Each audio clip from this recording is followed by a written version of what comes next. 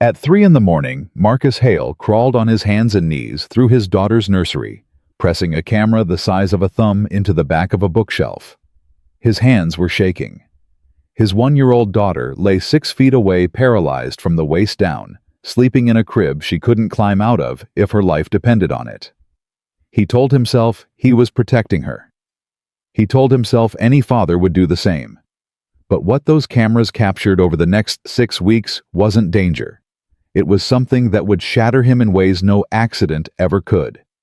But here's what Marcus didn't know. The woman he was watching had a secret of her own.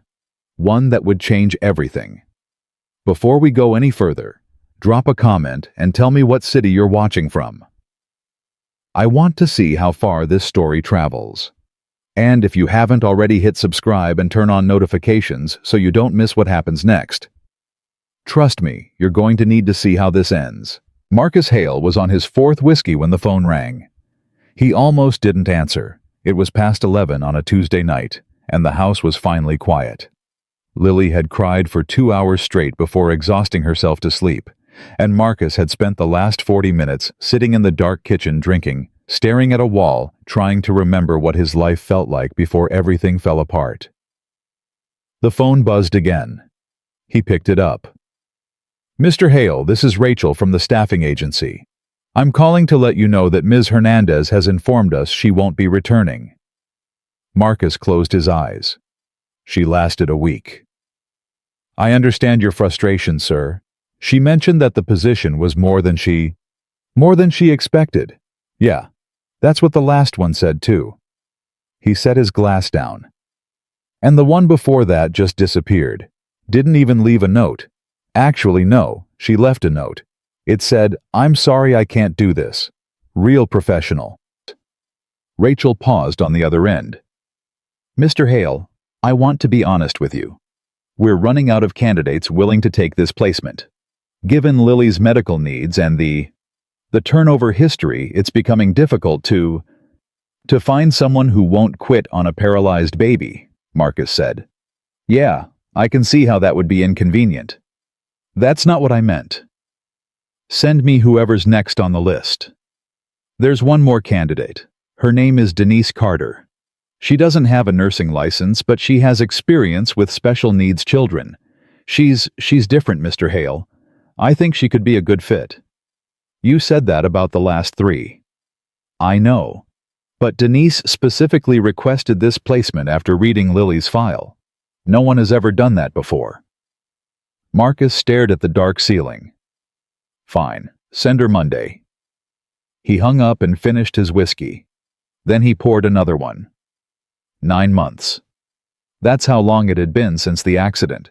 Marcus still couldn't say the word out loud. Accident. Like it was something small. Like it was a fender bender in a parking lot. A drunk driver ran a red light doing 65 on Scottsdale Road. Hit Elena's car on the driver's side.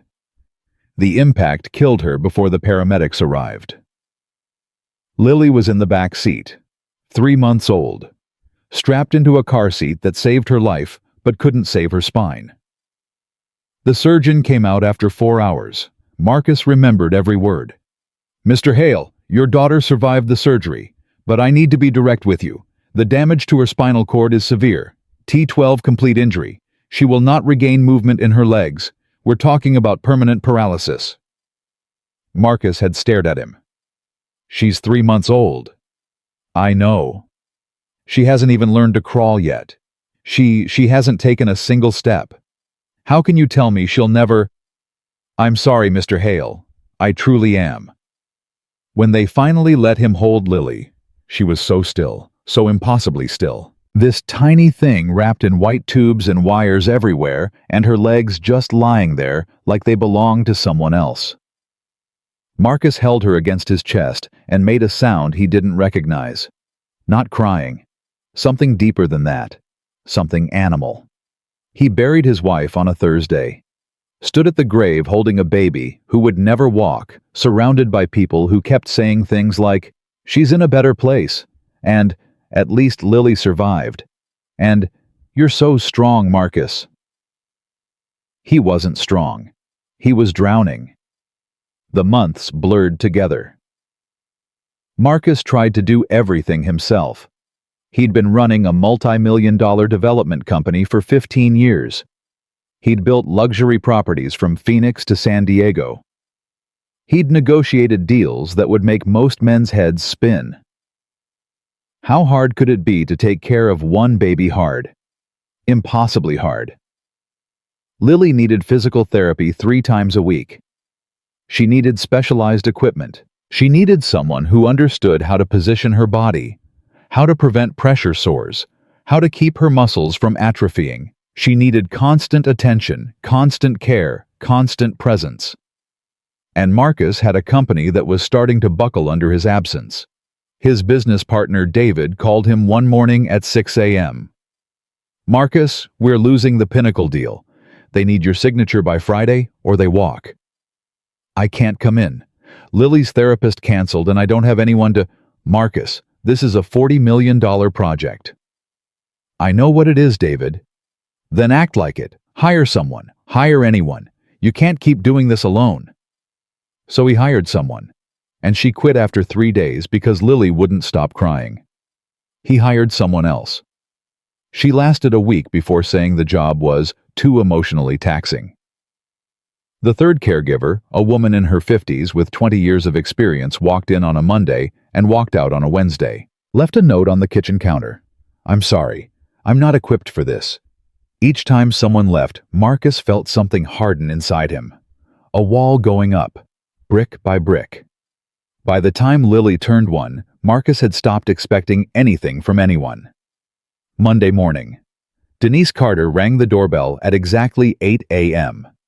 Marcus opened the door and found a young black woman standing on his porch. She was 28, average height, hair pulled back, wearing a simple blue blouse and dark pants. No jewelry, no makeup. She carried a canvas bag over one shoulder and held a folder in her hands. "Mr. Hale, I'm Denise." "You're from the agency?" "Yes, sir." Marcus didn't move from the doorway. He looked at her the way he looked at contractors who showed up late to a job site, measuring, skeptical. "I'm going to be honest with you, Denise. 3 caregivers have quit in the last 4 months. My daughter has a T12 spinal cord injury. She's paralyzed from the waist down. She can't move her legs, she can't sit up on her own, and she cries for hours at a time because she doesn't understand what happened to her body. She's 1 year old, and she's already been through more than most people go through in a lifetime." He paused. "So if you're going to leave, do it now. Walk back to your car. Call the agency, tell them whatever you need to tell them, but don't walk in here, let my daughter get attached to you and then disappear. I can't put her through that again." Denise didn't flinch, didn't look away, didn't shift her weight or glance back at her car. "Can I meet her?" she said. Marcus stared at her for a long moment, then he stepped aside. He led her to the nursery. Lily was in her crib, awake but quiet, staring at the ceiling with that blank expression Marcus had come to dread. The expression that said she'd stopped expecting anything too. Denise set her bag down and walked to the crib.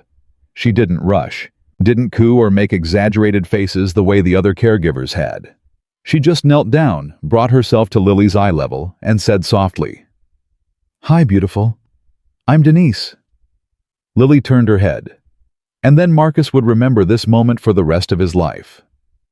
Lily smiled. Not a reflex, not gas. A real smile. Her whole face changed. Her eyes lit up. She reached one tiny hand toward Denise's face. Marcus felt his knees go weak. "Well," Denise said, letting Lily's fingers wrap around hers, "I think we're going to get along just fine." Marcus hired her on the spot. Didn't check the references in her folder.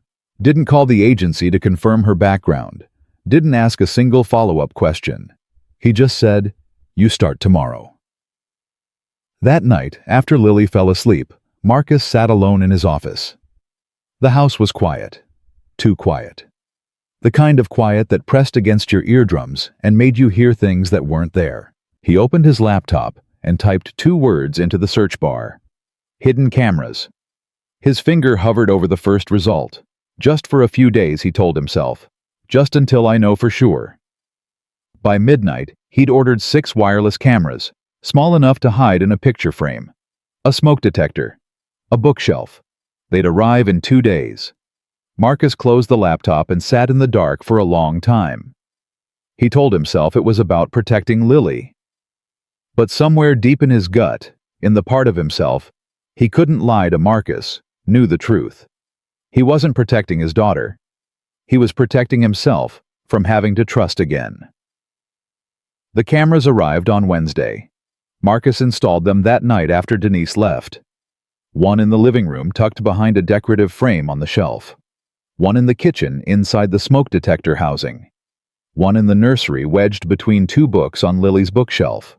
And one in the hallway small enough to disappear into the molding. He downloaded the app, connected each camera, tested the feeds. 4 screens, 4 angles, every room covered. Thursday morning, Marcus drove to his office in downtown Scottsdale. He sat at his desk, opened a contract he needed to review, and lasted exactly 90 seconds before pulling out his phone. The app loaded. 4 feeds. Living room, kitchen, nursery, hallway. Denise had arrived early. She was in the kitchen putting away dishes Marcus had left in the sink. She moved efficiently, no wasted motion, then wiped down the counter and folded the towel. Then Lily cried. Marcus watched Denise drop the towel and walk straight to the nursery. No hesitation, no sigh, no eye roll. She went to the crib, leaned in and said, "Hey, sweet girl, what's going on? You hungry?" She lifted Lily with practiced hands, one under her head, one supporting her lower back. Checked the diaper, changed her, the whole time she talked. Not baby talk. Real words. "There we go. That's better, isn't it? You know what I was thinking? Lily, I was thinking today we could try something new, something my brother used to love." Marcus leaned closer to his phone screen. Denise carried Lily to the living room and pulled something from her canvas bag, a colorful playmat. She spread it across the floor, then laid Lily gently on her stomach. And then Denise got down on the floor herself, flat on her belly, eye to eye with his daughter. "Okay, Lily, see this?" She held a small stuffed elephant just out of reach. "Can you try to get it reach for me?" Lily stared at the toy. Then slowly, so slowly, she stretched her arm forward. Her fingers opened and closed. She couldn't quite reach. Denise moved the elephant an inch closer. "That's it. Come on, strong girl. You've got this." Lily's fingers brushed the elephant's trunk. She grabbed it, pulled it to her chest. "Yes." Denise clapped. "Look at you. You did it." Marcus realized his hands were gripping the edge of his desk. Then Denise started doing something Marcus didn't expect. She rolled Lily gently onto her back and began massaging her legs. Slow, careful circles around the ankles, then the calves, then the knees. Methodical, purposeful. "I know you can't feel this yet," Denise said softly. "But your body remembers. Muscles remember. We're just going to keep reminding them, okay, every single day." And then Lily laughed. Not a giggle, not a gurgle. A full, real, open-mouthed laugh that rang through the room like a bell. Marcus couldn't breathe. He hadn't heard that sound in 9 months. 9 months of silence and crying and blank stares at the ceiling. And now his daughter was laughing, because a woman he'd known for 3 days was lying on his living room floor, massaging legs that would never walk, talking to his baby like she was the most important person in the world. Marcus put his phone down and pressed his hands against his face. David knocked on his office door 20 minutes later. "Marcus, the Pinnacle people are online too. Tell them I'll call back. They've been waiting for—" "I said I'll call back David." He picked up his phone again. On the screen, Denise was sitting cross-legged on the floor, with Lily in her lap, banging on an overturned kitchen pot with a wooden spoon. Lily was waving her arms, trying to grab the spoon, laughing, every time Denise made a silly face. Marcus watched for 2 more hours. He didn't take a single call, didn't read a single email, didn't look at a single contract. He just watched a stranger love his daughter. That evening, Denise left at 6. Marcus came home at 7 to find Lily already asleep peacefully, No crying, no fussing, just sleeping with her hand curled around the stuffed elephant. Marcus stood over her crib for a long time. Then he went to his office and opened his laptop. He typed her name into the search bar. Denise Carter, Arizona. The first results were unremarkable. A LinkedIn profile that hadn't been updated in years. A couple of old social media pages. Then he found it. Arizona State University. College of Nursing. Pediatric program. Status withdrawn. Junior year. Marcus felt his pulse quicken. He kept scrolling. And then he found the obituary. Elijah Carter, age 7. Beloved son and brother. Died peacefully on March 14th after a courageous battle with cerebral palsy. Elijah is survived by his mother, Patricia Carter, and his sister, Denise Carter. In lieu of flowers, the family requests donations to the Pediatric Neurology Fund at Phoenix Children's Hospital. Marcus read it twice. Elijah Carter, Denise's brother, 7 years old. Cerebral palsy. She'd been caring for him. A 16-year-old girl taking care of a child who couldn't walk, couldn't feed himself, couldn't do any of the things other kids did. She'd done that for years. Then she'd enrolled in nursing school to learn how to help children like him. And then he died. And she dropped out. Because what was the point of learning to save someone when you couldn't save the person who mattered most? Marcus sat back in his chair and stared at the ceiling. The woman he'd hidden cameras to watch, the woman he was surveilling like a criminal, was someone who'd already had her heart broken by the same kind of loss he was living through. She wasn't some random hire from a staffing agency. She was a woman who knew in her bones what it meant to love a child whose body didn't work the way it should. And she'd walked into his house and loved his daughter anyway. Marcus opened the camera app. It was almost midnight. The house was dark. The kitchen was empty. The living room was still, but in the nursery, Denise was still there. She was sitting in the rocking chair beside Lily's crib, one hand resting gently on the baby's chest, watching her breathe. And she was crying, silently, tears running down her face, her lips moving. Marcus turned up the volume. "I won't let you down, Lily," Denise whispered, her voice barely holding together. "I couldn't save him. I tried everything, and I couldn't save him. But I'm here now. And I'm going to fight for you. Every single day." She wiped her eyes with the back of her hand. "I promise you, sweet girl. I promise." Marcus closed the laptop. His hands were shaking. His eyes were burning. He pressed his palms against his face and sat there in the dark, and for the first time since Elena's funeral, Marcus Hale cried. Not for Elena. Not for himself. For a woman sitting in his daughter's nursery at midnight making promises to a baby who couldn't understand them, carrying a grief she never showed anyone, a woman who'd lost everything and still had enough love left to pour into someone else's broken child. And Marcus was watching her through a hidden camera like she was a threat. He looked at the app icon on his screen. One tap and he could delete everything. Remove the cameras. Tell her the truth in the morning. Start over with honesty. His thumb hovered over the button. What if she's not who you think she is? The thought came fast and sharp like a reflex, like flinching from a flame. What if you're wrong? What if you tell her and she leaves? What if Lily loses the only person who's made her happy since the accident? Marcus pulled his hand back. He closed the laptop, turned off the light, sat in the dark. The cameras stayed on, and the lie, quiet, invisible, growing, stayed with them. 3 weeks passed, and Marcus barely recognized his own house. It wasn't the furniture, or the walls, or anything you could point to. It was the sound. For 9 months that house had been a tomb. Silence broken only by Lily's crying and the hum of medical equipment. Now there was laughter, real laughter, the kind that bounced off the kitchen tiles and drifted through the hallways and made Marcus stop whatever he was doing just to listen. And it was all because of Denise. Every morning Marcus drove to his office and opened the camera app.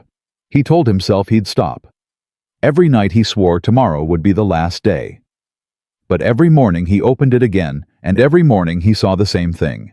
Denise arriving at 8, setting her bag by the door, going straight to Lily's crib. "Good morning, beautiful girl. What are we going to conquer today?" She never started with the diaper or the bottle or the routine stuff. She started with connection, eye contact, touch. She'd lift Lily out of the crib, hold her close, and just talk to her. Like Lily was a person. Like she understood every word. "You know what I dreamed about last night? Lily, I dreamed you were running through a field of sunflowers. Your legs were going so fast I couldn't keep up, and you turned around and said, 'Come on, Denise, you're too slow.'" Lily would stare up at Denise's face with those wide blue eyes, completely mesmerized. Then the work would begin. Marcus watched Denise lay Lily on the playmat every single day and go through the same exercises. Leg stretches, arm reaches, tummy time. She'd place objects just beyond Lily's grasp and wait. Patiently. Never rushing. Never forcing. Just encouraging. "Come on, strong girl. Reach for it. I know you can." And every day Lily reached a little farther. But it was the leg massage that got Marcus. Every afternoon Denise would sit with Lily in her lap and work on those motionless legs. Slow circles. Gentle pressure. Flexing the ankles, bending the knees. Movements that were precise and deliberate in a way that told Marcus this wasn't guesswork. This was training. "Your body remembers, Lily," Denise would say. "Even when it feels like it forgot, it remembers. We just have to keep talking to it." By the end of the second week, something changed. Marcus was watching the feed during a lunch meeting. He wasn't paying attention to when Denise placed Lily on her stomach and held up a rubber ball.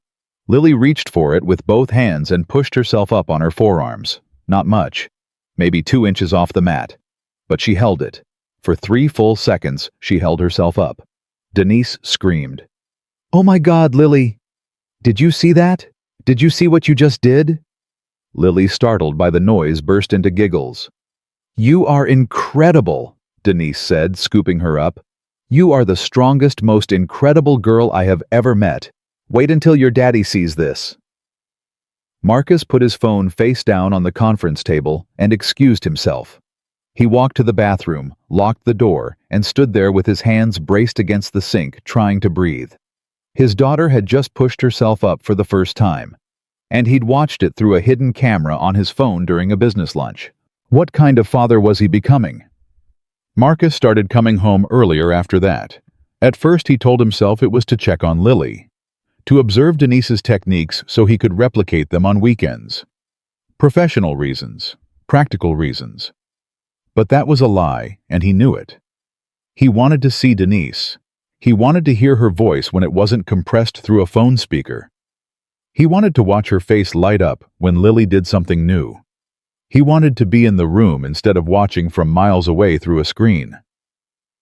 The first time he came home at 4 instead of 7, Denise looked up from the living room floor, surprised. Lily was in her lap, chewing on a teething ring. "You're early," Denise said. "Slow day," Marcus lied. "Well, perfect timing. Watch this." Denise held up a small foam block and placed it on the mat about a foot from Lily. "Okay, Lily, show Daddy what you learned today." She positioned Lily on her stomach and stepped back. Lily stared at the block. Then she planted her palms flat on the mat and with visible effort dragged herself forward 2 inches. Marcus dropped to his knees. "Did she just—" "She's been doing it all afternoon," Denise said, beaming. "Her upper body strength is getting really good. I mean really good for where she was a month ago." "But the doctors said—" "The doctors said her legs won't move. They didn't say anything about the rest of her. This girl has fight in her, Marcus. More fight than anyone I've ever seen." Marcus looked at Denise. She was glowing. Not in some romantic soft focus way. She was glowing because she believed in his daughter more than any medical professional, more than any specialist, more than Marcus himself. "Thank you," he said. The words felt pathetically small. "For everything you're doing." Denise's expression softened. She looked at Lily, then back at Marcus. "She makes it easy. Some kids you have to work to find the light in them. Lily, she's all light. She just needed someone to turn the switch." That night after Denise left, Marcus gave Lily her bottle in the nursery. She was wide awake, babbling happily, waving her hands. "Da," she said, reaching for his face. "That's right, da. Lily scrunched up her face, concentrating. Ma day. Marcus froze. "What did you say?" "Ma dee," Lily said again, louder this time, looking toward the door. "Ma dee." She was saying Denise's name. Marcus held his daughter against his chest and closed his eyes. His 1-year-old baby, this tiny girl, who'd been through hell, who'd lost her mother before she could remember her face, who'd been abandoned by 3 caregivers in 4 months, had looked at every person in her world and chosen one. She'd chosen Denise. And Marcus, God help him, was choosing her too. He sat in the rocking chair long after Lily fell asleep, holding her, thinking about Denise's hands working on those motionless legs, thinking about her voice whispering promises in the dark, thinking about the way she looked at him when he walked through the door, that split-second flash of something in her eyes before she turned back to Lily. Marcus was falling in love with her. He knew it.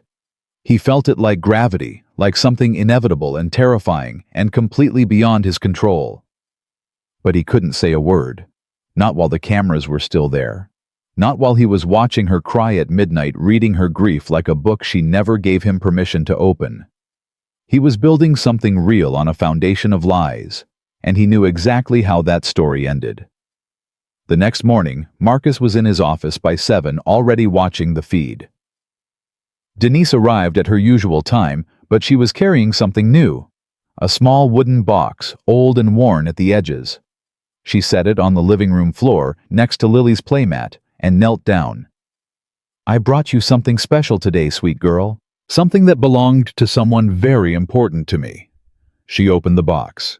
Inside were colorful foam shapes, textured rubber balls, soft bristled brushes, and a set of small wooden rings on a rope. "These were my brothers," Denise said softly, holding up one of the textured balls. "His name was Elijah. He couldn't walk either, couldn't do a lot of things other kids could do.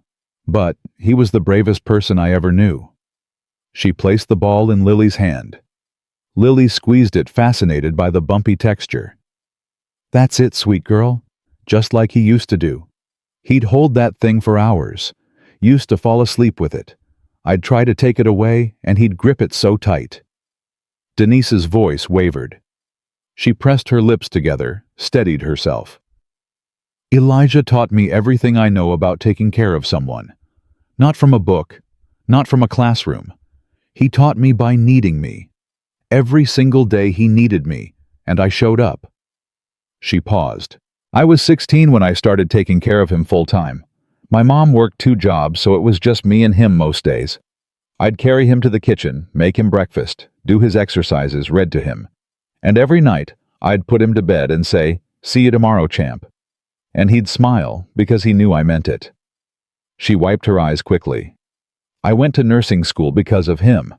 I thought if I can learn enough, maybe I can help kids like Elijah. Maybe I can make their lives better. Maybe I can be the person who figures out how to—" She stopped, picked up one of the wooden rings and turned it over in her hands. "He died when he was 7, on a Tuesday morning. I was in the middle of a clinical rotation. My mom called and I knew. I knew before she said anything. I could hear it in her breathing." Lily reached up and touched Denise's cheek. Denise let out a small, broken laugh. "You're a sweet one, you know that. You remind me of him so much. That same stubborn spirit. That same fight." She kissed Lily's forehead and took a deep breath. "I dropped out of school after that. Couldn't do it. Every time I walked into a hospital room and saw a child in a bed, I saw him. I saw Elijah. And I couldn't breathe." She was quiet for a moment. "But then I saw your file, Lily. At the agency. 1-year-old spinal cord injury, paralyzed. And something in me said, 'That's why you're here, Denise. That's why you went through all of it. So you could find this little girl and give her everything you learned from loving him.'" Marcus closed his laptop. Not because he'd seen enough, because he'd seen too much. He was watching a woman bare her soul to his daughter, a private, sacred moment, and she had no idea he was there. She had no idea that every tear, every word, every memory of her dead brother was being recorded and stored on a server somewhere, watched by a man who was too afraid to simply ask her about her past face to face. The shame hit him like a physical blow. He should tell her, today, right now. Drive home, walk through the door and say, "Denise, I put cameras in my house. I've been watching you for 3 weeks. I know about Elijah. I know about nursing school. I know you cry by Lily's crib at night, and I know you promised her you wouldn't fail her the way you think you failed him. I know all of it, and I'm sorry." Marcus picked up his keys, stood up from his desk. Then his phone buzzed. A text from his project manager. Pinnacle deadline moved up. Need you in the conference room in 10. Marcus put his keys down. Tomorrow, he told himself. I'll tell her tomorrow. But tomorrow came and went. And the day after that. And the day after that. And every day the lie grew heavier, and every day Marcus watched Denise pour her heart into his daughter, and every day he hated himself a little more. It was a Thursday afternoon, 4 weeks in, when Marcus came home early and heard something that stopped him in the hallway. Denise was on her phone. Her voice was low, strained, nothing like the warm, steady tone she used with Lily. I know. I'm trying. I'll have it by next week." A pause. Marcus pressed himself against the wall, his heart hammering. "Please don't do this. I just need a little more time.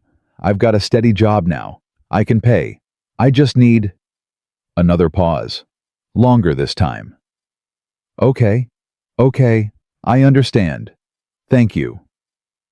She hung up. Marcus heard her take a shaky breath, then the sound of her hands pressing against her face. He stepped back silently and waited 2 minutes before walking in, loudly jingling his keys, announcing himself. "Hey, I'm home early." Denise's face was perfectly composed. No redness, no tears, nothing.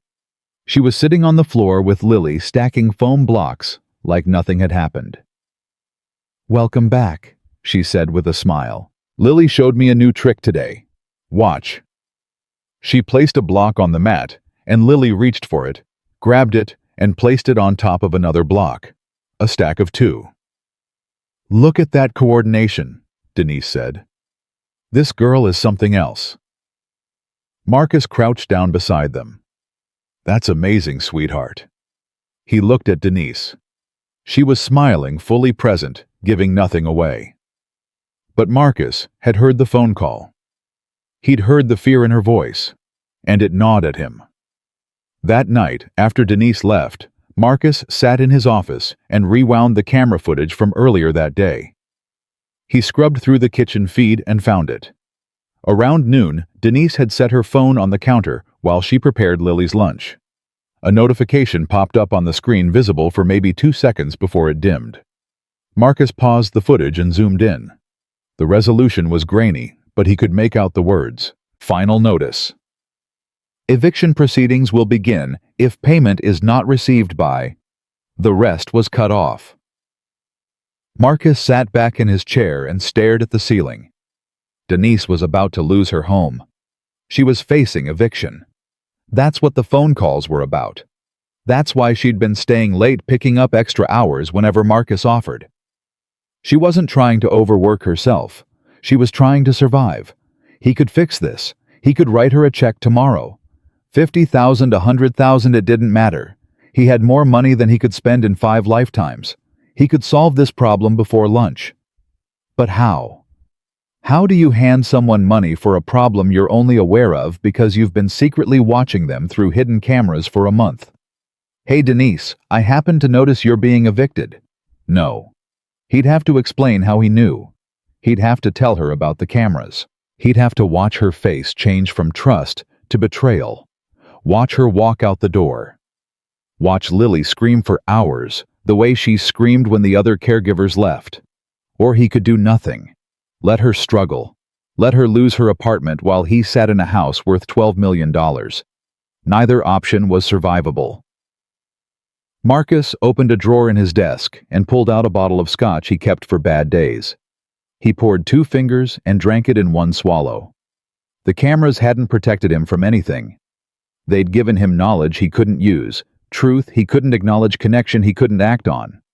They'd turned him into a man who knew everything about someone and couldn't help them because helping would mean confessing how he knew. He was trapped, and the walls were closing in. The next afternoon, Marcus came home and found Denise on the living room floor with Lily during nap time. Lily was asleep in Denise's lap, one small hand curled around Denise's finger. Denise was stroking her hair and talking softly, the way people do when they think no one is listening. Marcus stood in the hallway out of sight. "You know what, sweet girl?" Denise whispered. "Your daddy's a good man. He's just scared. I can see it in his eyes every time he looks at you. Every time he looks at me." Marcus didn't move, didn't breathe.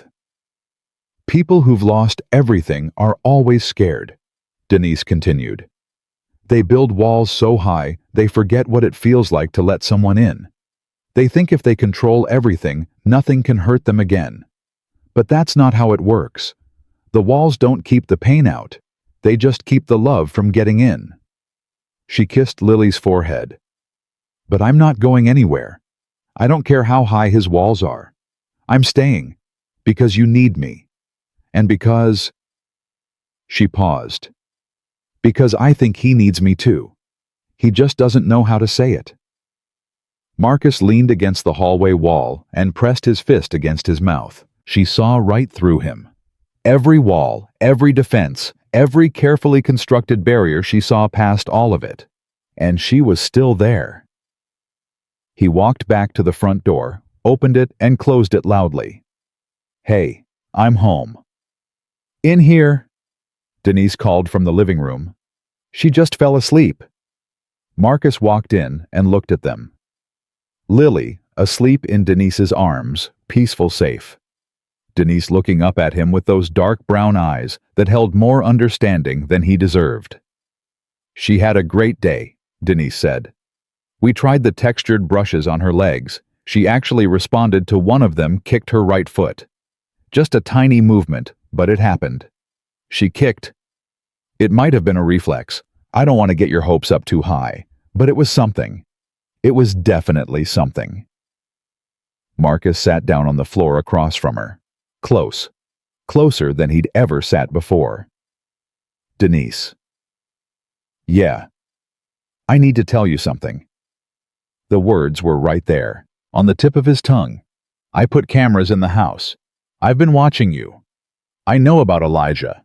I know about the eviction.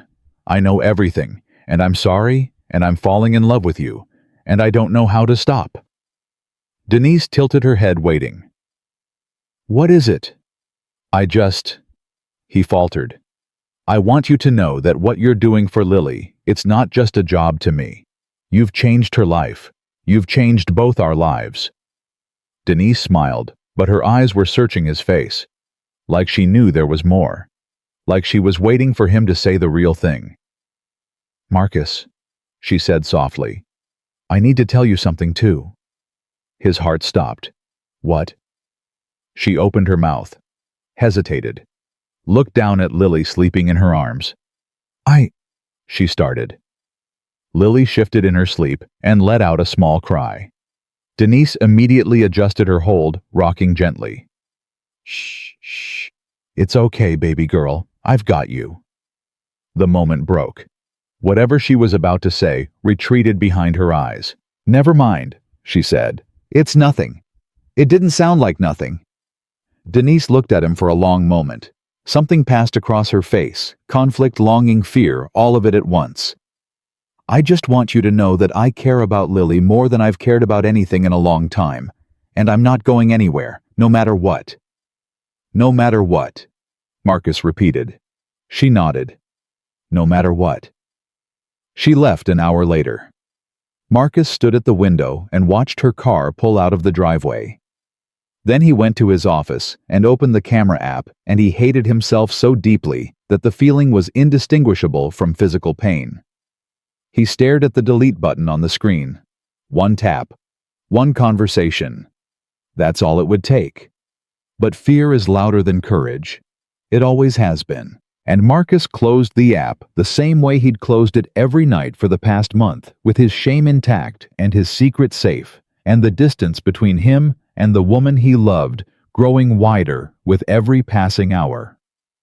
6 weeks.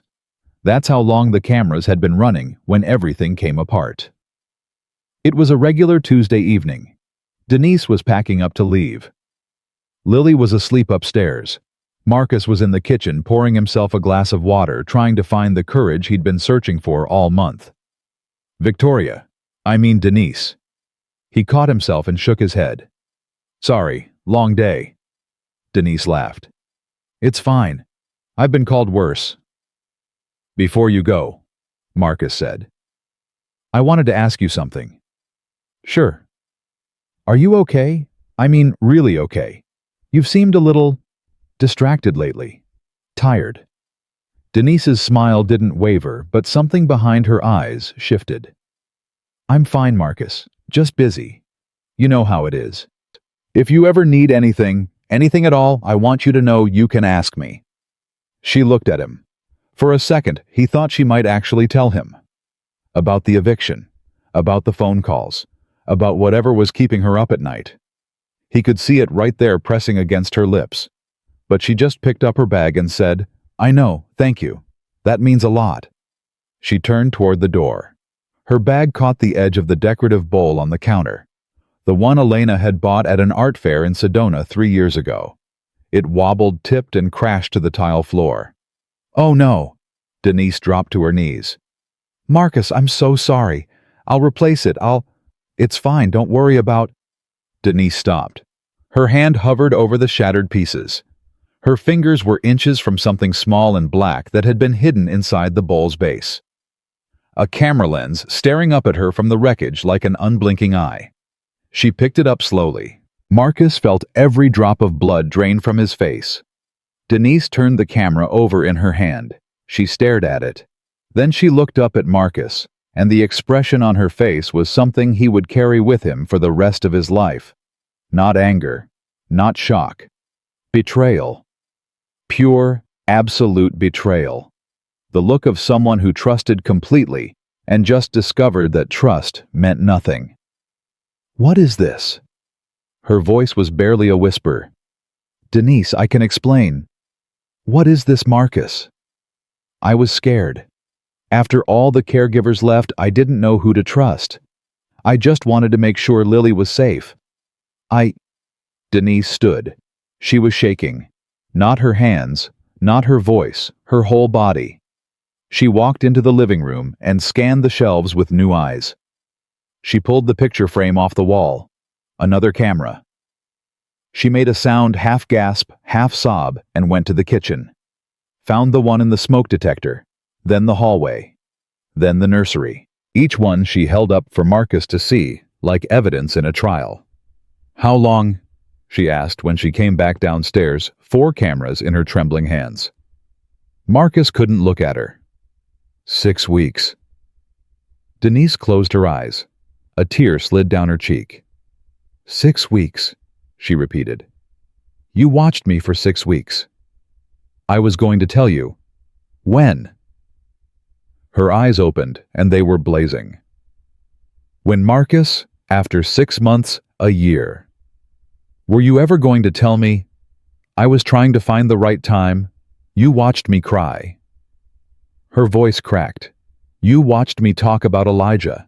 You watched me hold your daughter at midnight and grieve my brother. Those were my moments, Marcus. Those were private.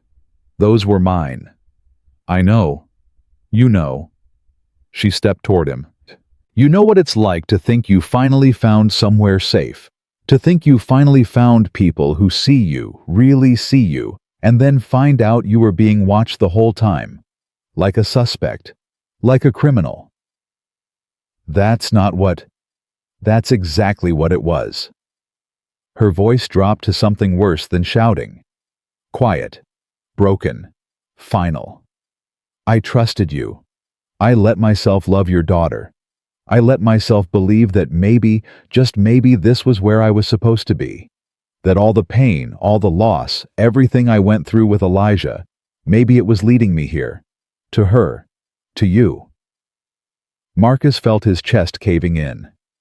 Denise. I sat in that nursery at 3 a.m. and made promises to your daughter. I told her things I've never told anyone. And you were watching, the whole time. You were right there watching. From upstairs, Lily started crying. The sharp, panicked cry that meant she'd woken up and the room was dark and she was scared. Denise's head turned toward the stairs. Instinct. Every muscle in her body moved toward that sound. Then she stopped herself. Turned back to Marcus. I have to go, she said. Please don't do this. I can't stay here, Marcus. I can't be in this house knowing that every wall, every shelf, every corner had eyes on me. I can't. Lily needs you. Denise's face crumbled. She pressed her hand against her mouth and squeezed her eyes shut, and Marcus saw the war happening inside her, the pull toward Lily, fighting against the devastation of what he'd done. Madi! Lily screamed from upstairs. Madi, Madi! Denise opened her eyes. They were red, swollen, streaming. You should go to her, Denise said quietly. She needs her father. She picked up her jacket from the chair, walked to the door, put her hand on the knob. Denise. Marcus's voice broke. Please. She didn't turn around. She opened the door and stepped out into the night, and the door closed behind her with a soft click that sounded like the end of everything. Upstairs, Lily screamed until her voice gave out, and Marcus stood in the hallway alone, surrounded by the wreckage of a broken bowl and 4 hidden cameras and the ruins of the only good thing that had walked into his life since Elena died. Lily cried for 4 hours that first night. Marcus tried everything. He held her against his chest and rocked her. He walked circles through the nursery, bouncing her gently the way Denise had showed him. He sang badly off-key songs he barely remembered from his own childhood. He offered her bottle. He offered her the stuffed elephant. He offered her every toy in the room. Nothing worked. Lily kept reaching toward the door. Over and over, her small arms stretched out fingers, grasping at the air, her face red and swollen and contorted with a grief too enormous for her tiny body. Madi, she sobbed. Madi, Madi. Marcus held her tighter. I'm here, sweetheart. Daddy's here. I've got you. But Lily didn't want Daddy.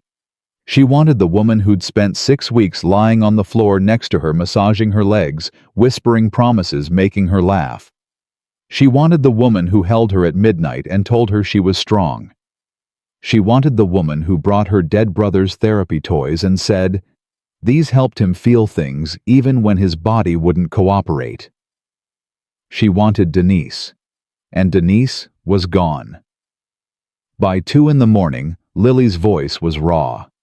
Her cries had turned to raspy whimpers, and she'd stopped reaching for the door. She just lay in Marcus's arms, limp and exhausted, staring at nothing. Marcus carried her to the crib and laid her down. She didn't protest, didn't move, just closed her eyes and went quiet in a way that was worse than screaming. He stood over her for a long time, watching her breathe. Then he went downstairs. The broken bowl was still on the kitchen floor. The cameras were still on the counter where Denise had placed them, lined up in a row like accusations. Marcus picked one up and turned it over in his hand. It weighed almost nothing. This tiny piece of plastic and wire had cost him everything. He sat at the kitchen table and pulled out his phone. His thumb hovered over Denise's number. He typed a message, deleted it. Typed another one, deleted that too. What could he possibly say? I'm sorry I surveilled you for 6 weeks while you poured your heart into my daughter. Can you come back? He put the phone down and pressed his palms into his eyes until he saw white. At 3 a.m., Marcus poured himself a whiskey and sat in the living room. The playmat was still on the floor. Elijah's wooden box was still in the corner, the lid open, the textured balls and foam shapes scattered around it. Denise had left it behind. Or maybe she'd left it on purpose. For Lily, Marcus picked up one of the textured balls, the bumpy red one Lily always grabbed first. He squeezed it in his fist and felt something crack inside his chest that had been threatening to break for weeks. He'd done this. Not the drunk driver, not fate, not bad luck. Him, Marcus Hale. The man who'd rather spy on a good woman than trust her. The man who'd watched her grieve, watched her pray, watched her love his daughter with everything she had. And instead of being grateful, instead of getting on his knees and thanking God that someone like her had walked into their broken lives, he'd hidden cameras in his walls like she was a threat. Marcus threw the ball across the room. It bounced off the wall and rolled under the couch. He didn't sleep that night.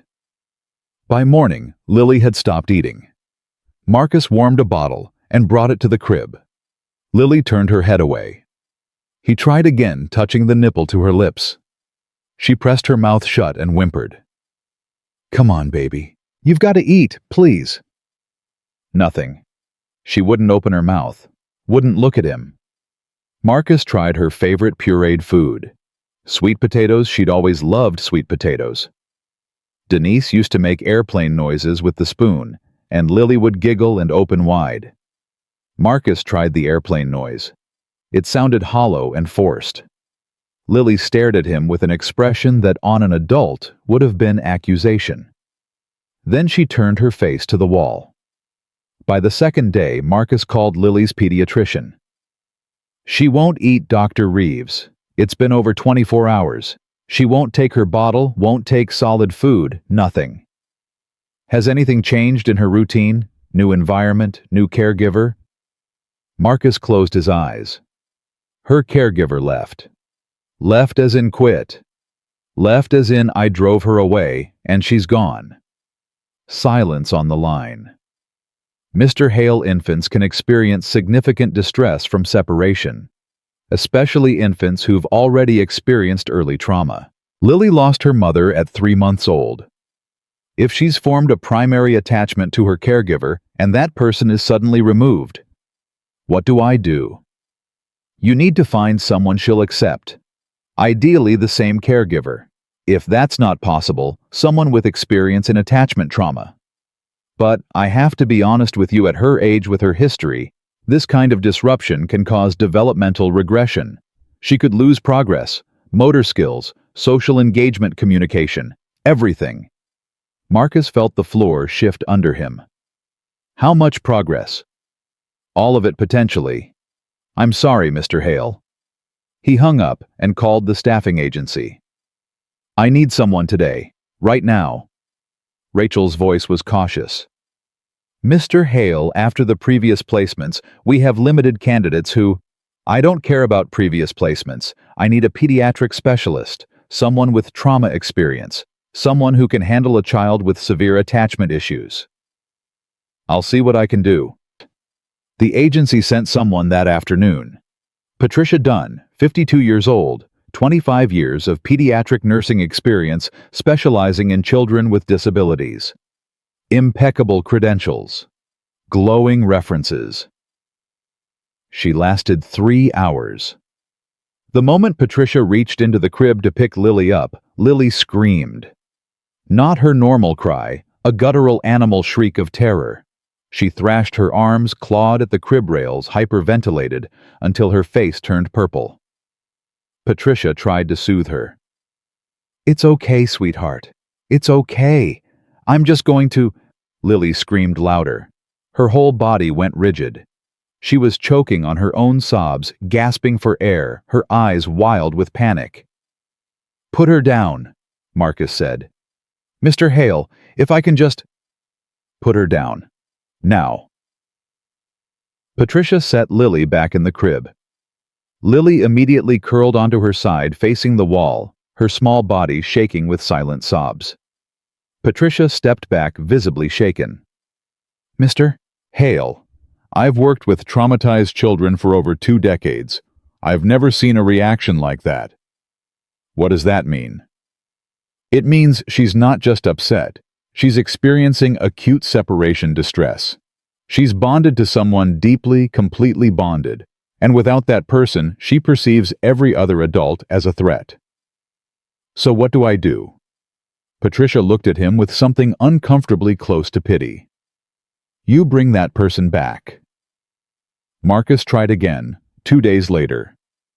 The agency sent a younger woman, Maria, 31, gentle, soft-spoken, trained specifically in infant trauma. Lily wouldn't let Maria within 3 feet of the crib. She pressed herself into the corner of the mattress, pulled her blanket over her head, and made herself as small as physically possible. When Maria tried to speak to her, Lily started hyperventilating again. Maria left after 1 day. She called Marcus from her car. Mr. Hale, I want to be straightforward with you. That baby isn't going to accept a replacement. I've seen this before. She's shut down completely. She's not eating. She's not engaging. She's not making eye contact. In my professional opinion, you're looking at severe abandonment trauma, layered on top of her existing medical trauma. If you don't reconnect her with her primary attachment figure soon, the regression could be permanent. Permanent? Marcus repeated the word like a stone in his mouth. I'm sorry. I wish I could help. But she doesn't need a new caregiver. She needs her person. Marcus hung up and didn't call the agency again. The days blurred. Marcus stopped going to work entirely. His phone rang constantly. David clients, lawyers, contractors, and he let every call go to voicemail. At some point, David showed up at his front door. Marcus, we lost the Pinnacle deal. They walked. $40 million gone. Marcus was standing in the doorway in sweatpants and a t-shirt he'd been wearing for 3 days. He hadn't shaved. His eyes were hollow. Did you hear me? 40 million? I heard you. Then what are you going to do about it? Nothing. David stared at him. Nothing, Marcus, the company is. I don't care about the company, David. You built this company. 15 years of your life. You don't. My daughter is dying. David went quiet.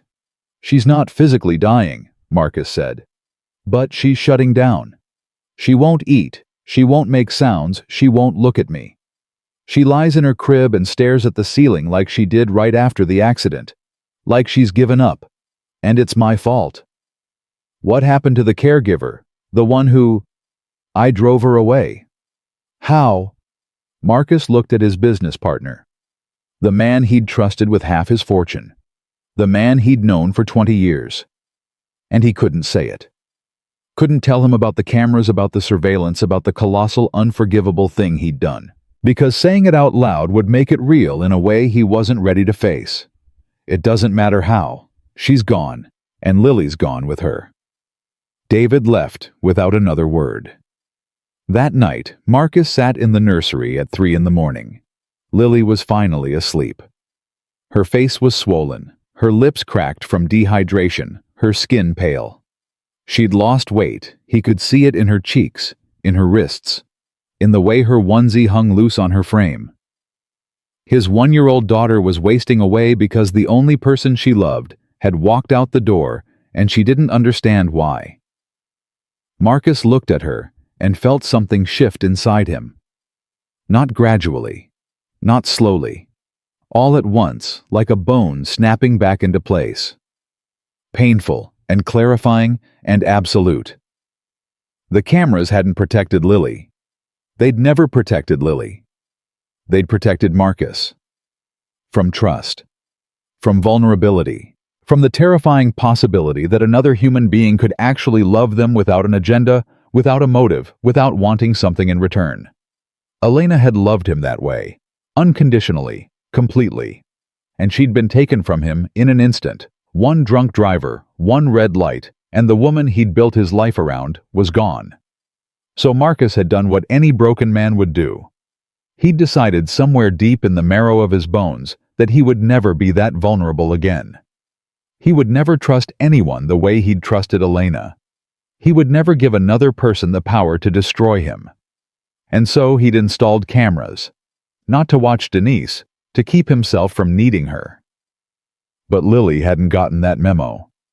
Lily, who'd already lost one mother, had opened her tiny broken heart and let Denise in completely.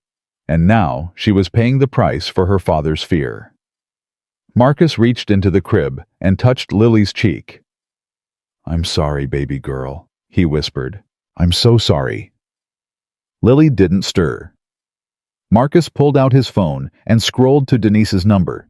He typed 3 words. "Please come back." He stared at them for a full minute. Then he deleted them. A text message wouldn't do it. A phone call wouldn't do it.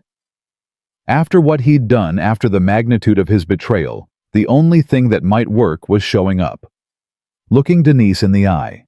Telling her the truth about why he'd really installed those cameras, not because he didn't trust her, but because he was terrified of how much he did.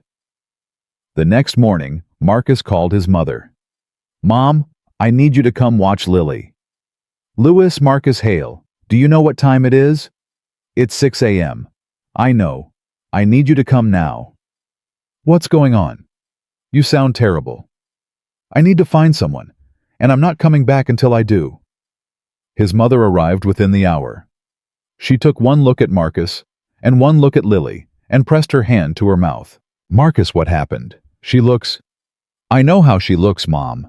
Have you taken her to the doctor? She's lost weight. She's—" "I know." Marcus grabbed his keys. "Her bottles are in the fridge. She probably won't take them, but try every hour. There's a syringe in the cabinet by the sink. If she won't drink, use that. Small amounts. Pedialyte is on the counter." "Marcus?" "I'll call you when I can." He was out the door before she could ask another question. Marcus drove to Denise's apartment first. The complex was on the east side of Scottsdale, a modest building with a cracked parking lot and peeling stucco.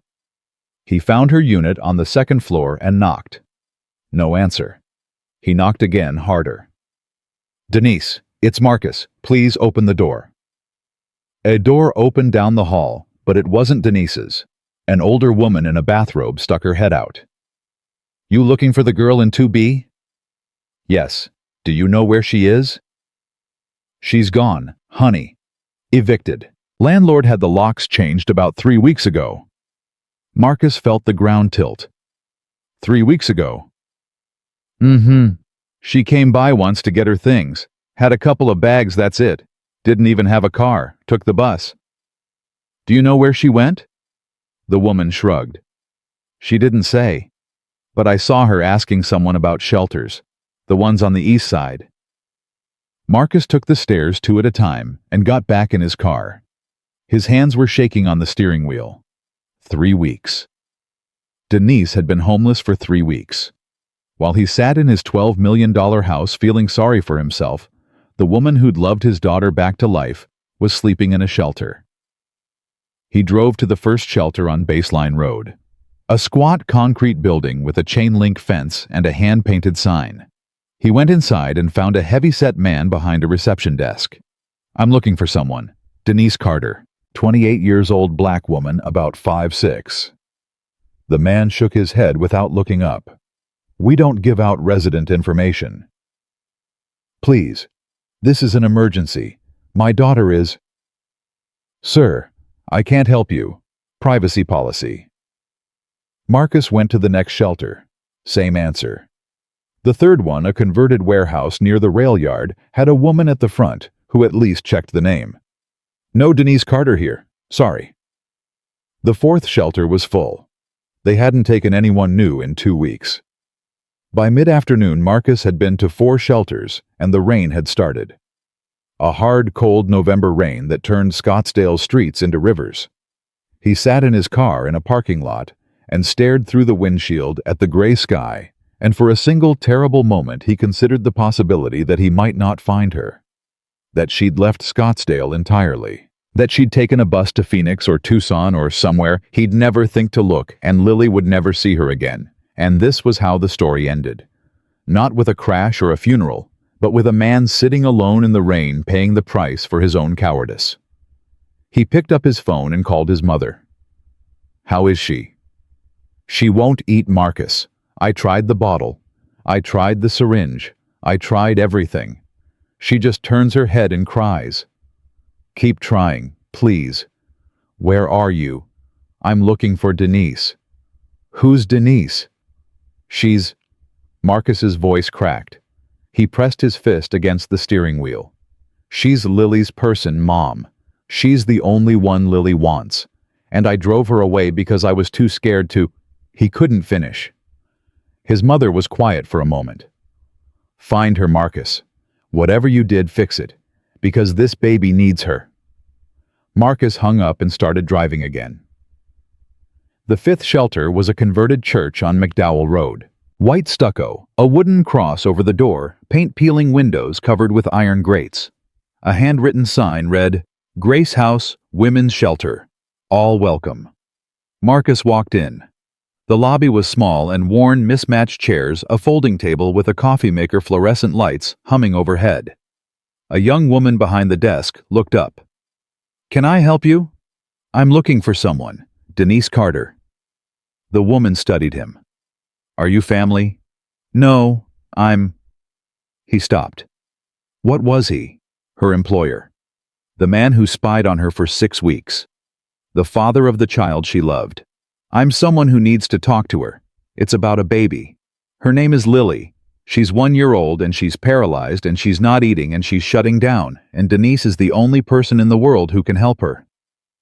The woman behind the desk looked at him for a long time. Then she picked up a phone, dialed an extension, and spoke quietly. She hung up. Room 2C, upstairs, second door on the left. Marcus climbed the stairs. His legs felt heavy, like he was walking through water. The hallway smelled like cleaning solution and old carpet. Room 2C was at the end, the door slightly ajar. He pushed it open. It was a dormitory. 6 beds, 3 on each side, separated by thin curtains. 2 women were on the far side of the room talking quietly. And there by the window, in a metal frame bed, with a thin blanket, sat Denise. She was thinner than he remembered. Her cheekbones were sharper, her collarbones visible through her t-shirt. Her hair was pulled back in a loose knot. She was sitting cross-legged on the bed, holding something in her hands, staring down at it. Marcus took a step closer and saw what it was. A photograph. Lily's photograph, the one he'd printed and stuck on the refrigerator with a magnet months ago. Denise must have taken it before she left. She was crying, silently. Tears running down her face, dripping onto the picture, and she wasn't wiping them away, just letting them fall. Denise. Her head snapped up. For a moment, she didn't seem to recognize him. Her eyes were unfocused, distant, like someone waking from a deep sleep. Then her gaze sharpened, and her whole body went rigid. No, she said. No, you can't be here. Please, just let me talk to you. There's nothing to say, Marcus. She stood clutching the photograph to her chest like a shield. You need to leave. Lily's not eating. Denise flinched. It was small, barely visible, but Marcus saw it. A full-body recoil, like the words had struck her physically. She stopped eating the day you left, Marcus continued. His voice was raw. He hadn't slept in 3 days, and he'd cried more in the last 2 weeks than in his entire adult life, and he was standing in a homeless shelter in clothes he'd been wearing since yesterday, and he didn't care. None of it mattered. Only this. She won't take a bottle. Won't take solid food. I've had to use a syringe to get Pedialyte into her. Stop, Denise whispered. She cries every night until she loses her voice. She won't let anyone touch her. I hired 2 caregivers, she screamed until she couldn't breathe. She hyperventilated so badly she turned purple. Stop it, Marcus. She's shutting down Denise. She lies in her crib and stares at the ceiling. Just stares. No sounds, no movement, no expression. Exactly like she was right after the accident. Denise pressed the photograph against her chest with both hands. Her whole body was trembling. The pediatrician says she's experiencing severe abandonment trauma. He says if she doesn't reconnect with her primary attachment, the regression could be permanent. She could lose everything you gave her, every ounce of progress, every skill, everything. Why are you telling me this? Denise's voice shattered. Why are you doing this to me? Because she needs you. You watched me through cameras for 6 weeks. I know. You violated every boundary, every moment of trust, every... I know, Denise. I know what I did. Then why should I come back? How can I walk into that house and... Because Chloe called for you. Marcus's voice broke completely. Every night, for 2 weeks, she calls your name, Made, over and over. Made, Made, Made. And I hold her, and I rock her, and I tell her Daddy's here, and she looks right past me. She looks at the door. She's waiting for you, Denise. She's been waiting for you every single day. Denise sat down on the bed. Her legs just gave out. She pressed the photograph against her face and sobbed deep, wrenching sobs that shook the metal frame of the bed.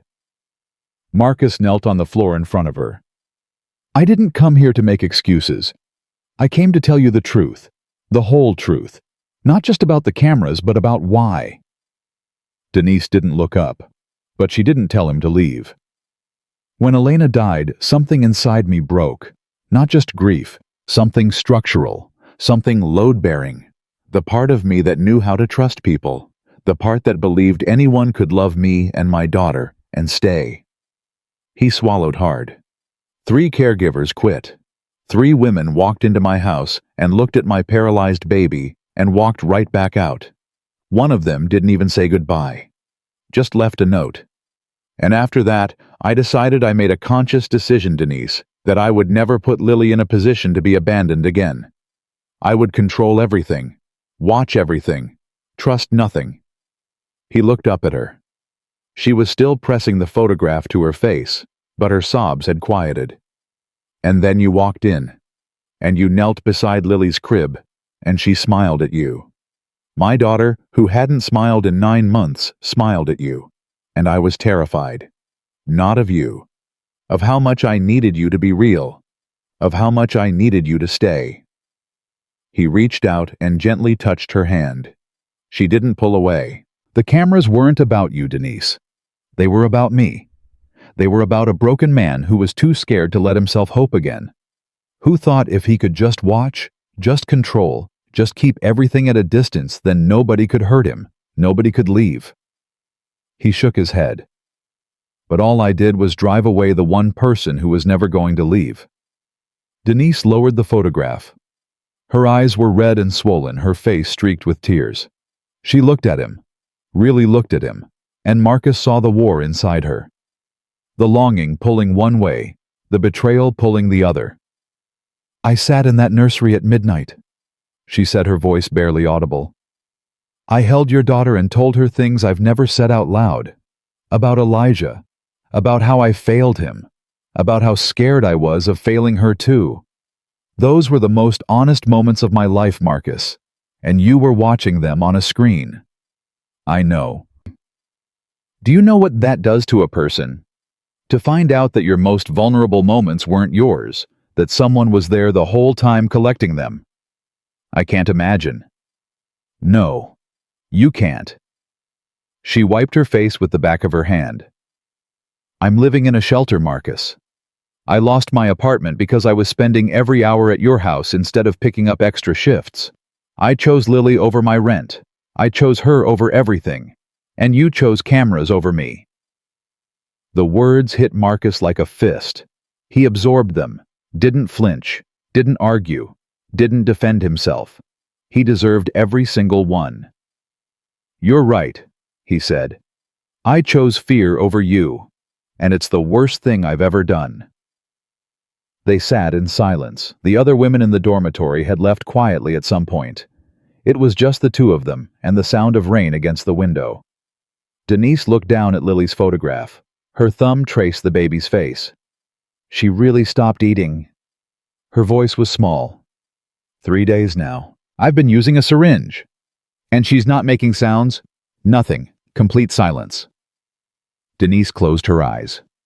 When she opened them, they were filled with something Marcus recognized because he'd seen it in his own mirror every morning for the past 9 months. Fear.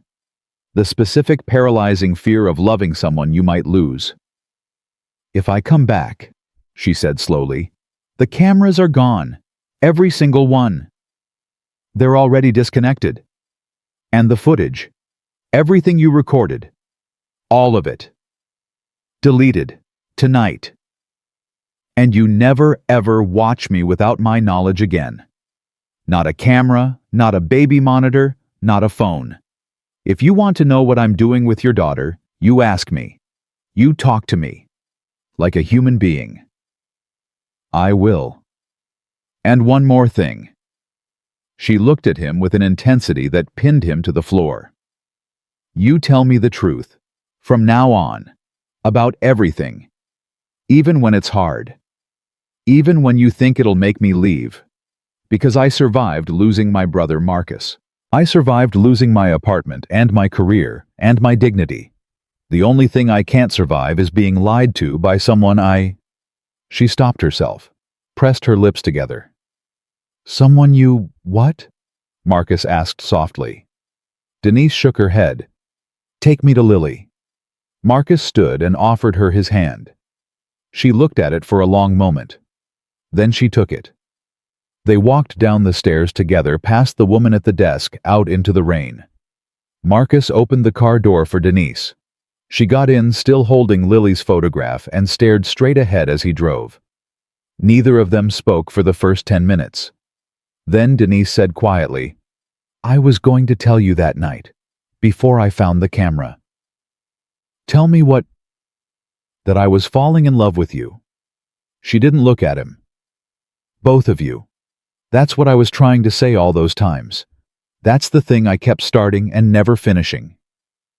Marcus gripped the steering wheel until his knuckles turned white. I was going to tell you about Elijah, about nursing school, about the eviction, everything. I was going to lay it all out and hope you didn't look at me different. She let out a short, bitter laugh. But you already knew all of it. You'd known for weeks. You just let me stumble around trying to find the courage to tell you things you'd already watched me say to your daughter in the dark. Denise? Don't, not yet. I'm not ready to hear you say it back. I need to see Lily first. I need to know she's okay. After that, we figure out the rest. Marcus nodded and kept driving. When they pulled up to the house, Marcus's mother was on the front steps. Lily was in her arms, limp and quiet, her face swollen, her eyes half closed. She looked like a different child than the one Denise had left 2 weeks ago. Denise got out of the car. She stood in the driveway, rain soaking through her thin jacket, and stared at the baby in the old woman's arms. Marcus's mother looked at Denise, then at Marcus. She didn't ask questions. She just walked down the steps and held Lily out. For a moment, Lily didn't react. Her eyes were glassy, unfocused, turned inward to some place where the pain couldn't reach her. Then Denise said, Hey, beautiful. Lily's eyes shifted. Slowly. Like someone waking up from a long, heavy sleep. Her gaze found Denise's face. Ma. Lily's voice was barely a sound, cracked and raw and broken. Ma Dee. Her whole body lurched forward. Her arms shot out. Her tiny fists opened and closed, reaching desperate, frantic. Denise caught her, pulled her against her chest and wrapped both arms around her and held her so tight that Marcus thought she might never let go. Lily's fingers clawed into Denise's shirt, gripping the fabric with a strength that seemed impossible for a child who hadn't eaten in 3 days. She buried her face in Denise's neck and made a sound that wasn't crying and wasn't laughing. It was something in between, something primal and relieved and absolute. I'm here, sweet girl, Denise whispered, her voice shattering into pieces. I'm here. I'm right here. I'm so sorry. I'm so sorry. Lily held on tighter. I'm never leaving again, Denise said. Do you hear me? Never. I don't care what happens. I don't care about anything else. You're mine now, Lily. You're mine, and I'm yours, and nobody is ever taking me away from you again. Marcus stood in the rain and watched them, and he understood with a clarity that felt like sunlight breaking through a wall that this was not something he'd built, or earned, or deserved. This was grace. Undeserved, uncontrollable, impossible grace. The kind that shows up in a homeless shelter holding a stolen photograph. The kind that forgives the unforgivable because a baby is crying and love is bigger than betrayal. His mother touched his arm. Her eyes were red. "Who is she?" Marcus watched Denise carry his daughter inside Lily's face, still buried in her neck. Both of them crying. Both of them holding on like the world might try to separate them again. "She's family," Marcus said. Lily ate that night. Not much. Half a bottle taken in small, cautious sips, while Denise held her in the rocking chair in the nursery. But she ate. For the first time in 3 days, she opened her mouth and accepted something. Denise didn't rush her. She held the bottle steady and let Lily set the pace, pausing whenever the baby needed to breathe, whispering soft encouragements between each sip. "That's my girl. Take your time. I'm not going anywhere." Marcus stood in the doorway and watched. Not through a camera. Not through a screen.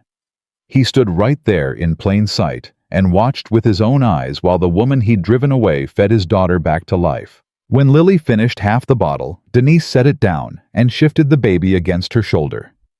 Lily's hand came up and gripped Denise's collar. Tight, like she was holding on to the edge of a cliff.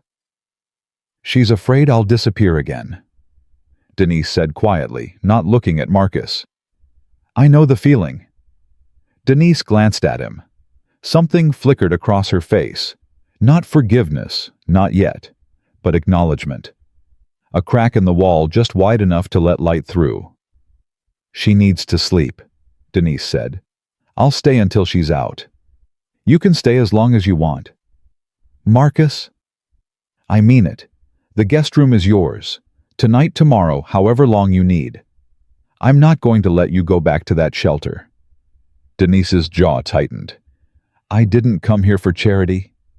"I know. You came for Lily." "That's right, for Lily." "Then stay for Lily. The guest room is 20 feet from the nursery. She'll sleep better knowing you're close."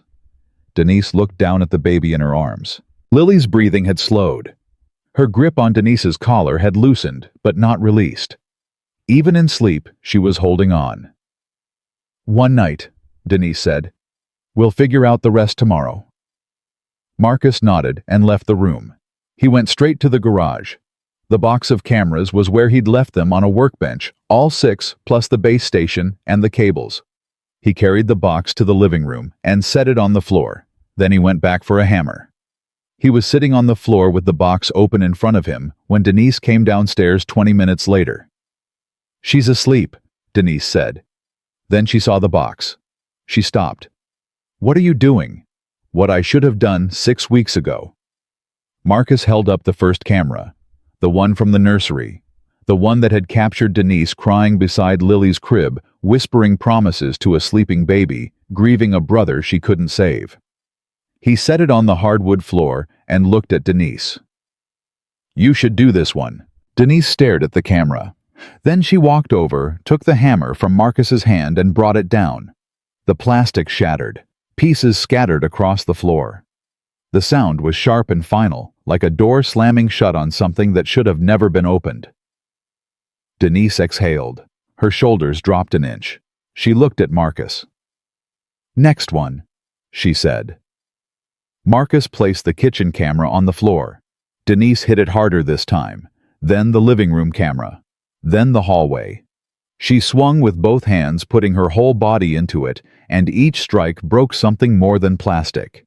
Marcus took the hammer for the last 2. The smoke detector camera and the one from the decorative bowl, the one that had started everything. He brought the hammer down and felt the impact travel up his arm and into his chest, and something released inside him that had been coiled tight since the night Elena died. When the last camera was in pieces, Marcus and Denise sat on the floor surrounded by debris. Neither of them moved for a long time. "No more watching," Marcus said. "Only seeing," Denise said. He looked at her. "What's the difference? Watching is what you do when you don't trust someone. Seeing is what you do when you love them." Marcus felt those words land somewhere deep and permanent. "I want to see you, Denise. That's all I've ever wanted." She didn't respond, but she didn't leave. She sat with him on the floor of his living room at 11 o'clock at night, surrounded by broken cameras, and that was enough for now. Denise stayed in the guest room that night, and the next night, and the night after that. They didn't talk about it, didn't formalize it, didn't negotiate terms. It just happened. Each morning, Denise would be in the nursery by the time Marcus came downstairs, already working with Lily, already talking to her in that steady, loving voice. Each evening after Lily was asleep, Denise would retreat to the guest room and close the door. The boundary was clear. She was there for Lily. Whatever else existed between her and Marcus would have to wait. And Marcus accepted that. He accepted it because he'd lost the right to ask for anything more, and because the simple fact of Denise being in his house, being safe, being fed, being under a real roof instead of a shelter cot, that was more than he deserved. But he was determined to earn back what he'd destroyed. Not with grand gestures, not with money.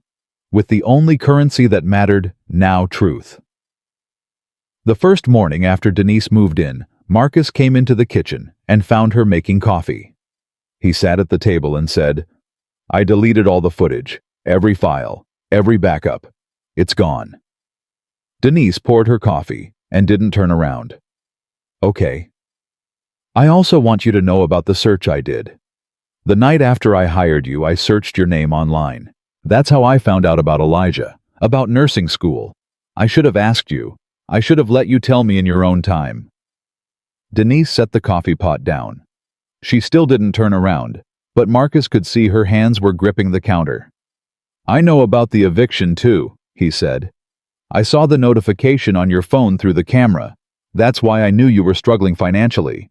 I wanted to help, but I couldn't figure out how without admitting what I'd done. So I did nothing, and you lost your apartment." Denise turned around. Her eyes were hard, but not hostile, testing, measuring. "Why are you telling me all this now?" "Because you said the only thing you can't survive is being lied to. So I'm telling you everything. Every single thing I did wrong. And then I'm never lying to you again." Denise studied him for a long moment. Then she picked up her coffee and sat across from him at the table. "Okay," she said.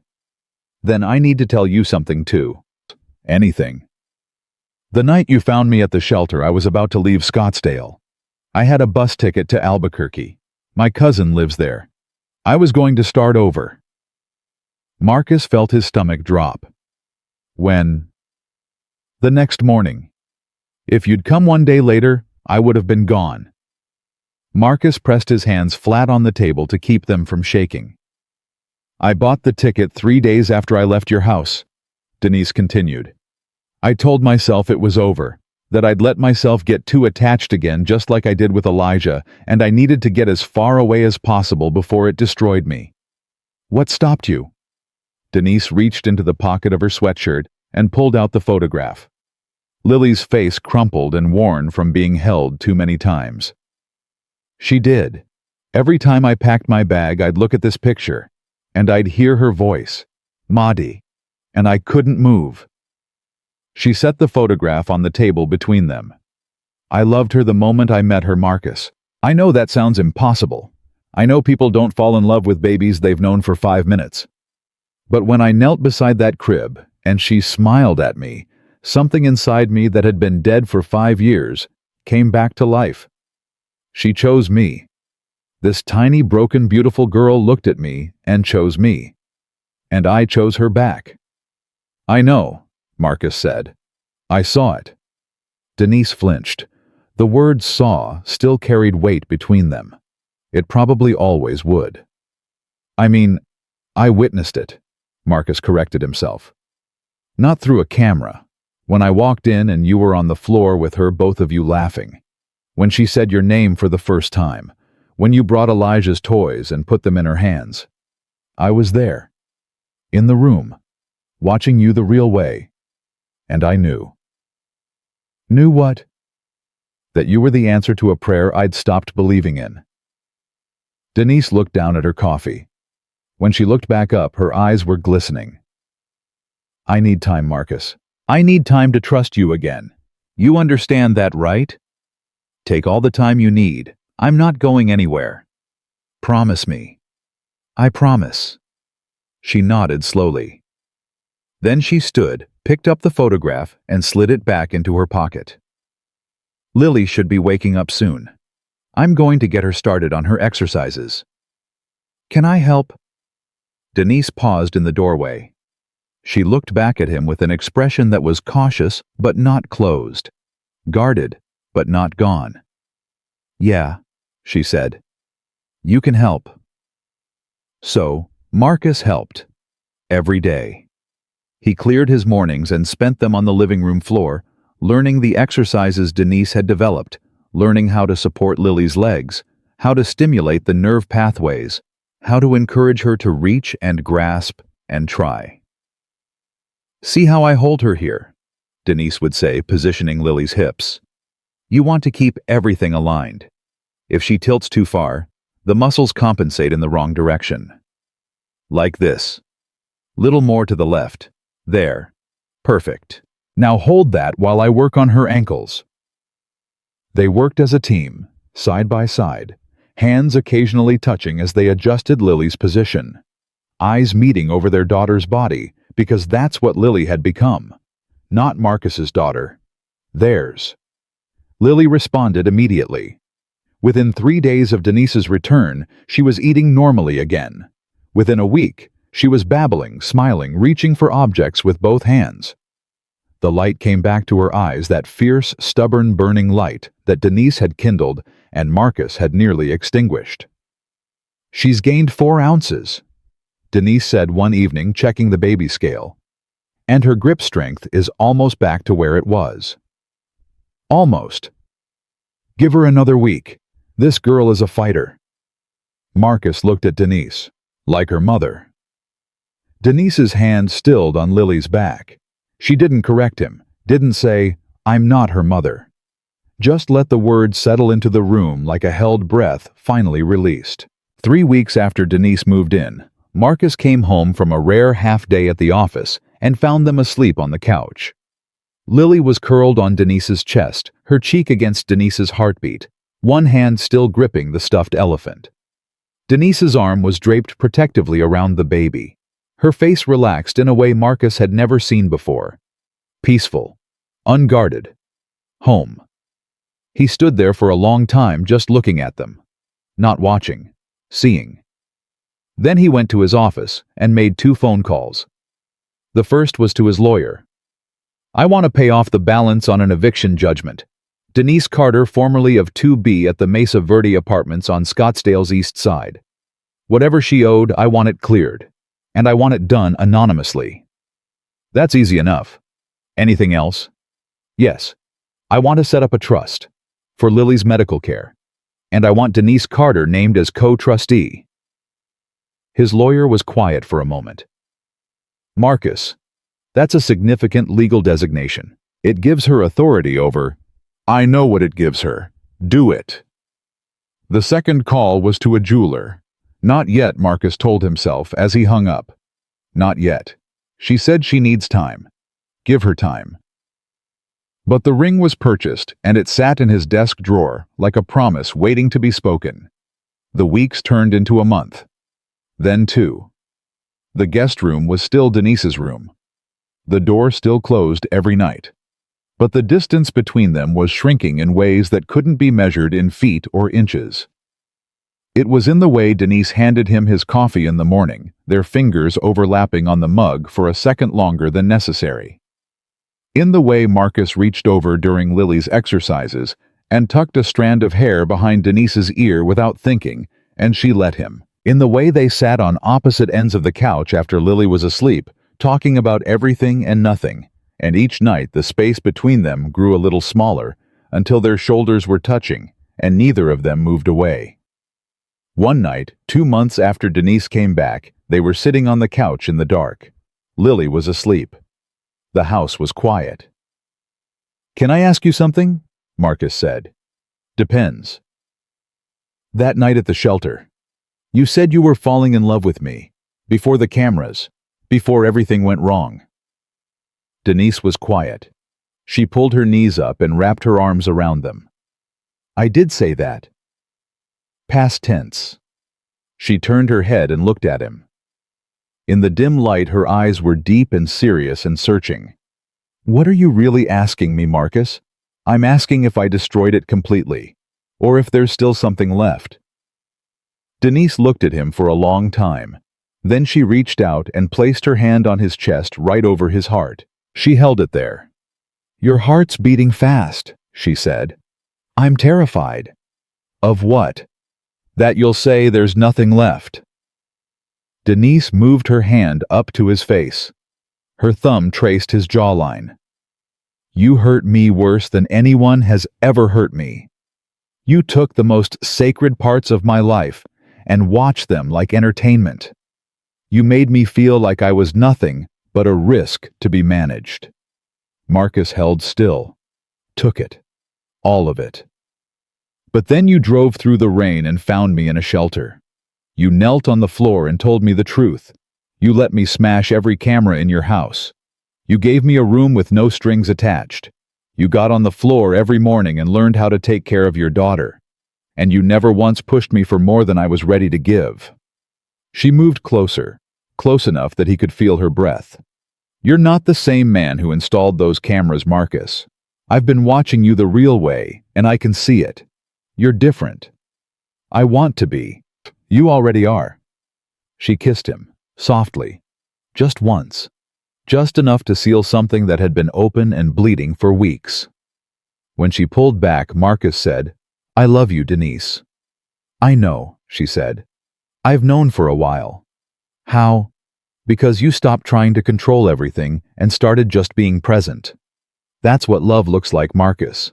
It looks like showing up and staying. No cameras required. That night, Denise left her door open.